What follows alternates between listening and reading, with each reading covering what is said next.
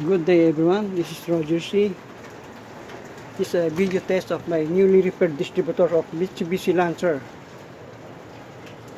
igniter type.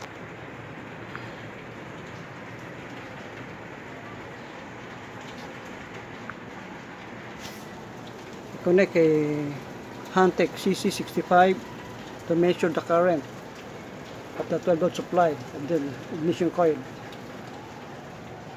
The blue waveform here is for the current. The yellow waveform is for spark voltage of the primary voltage of ignition coil.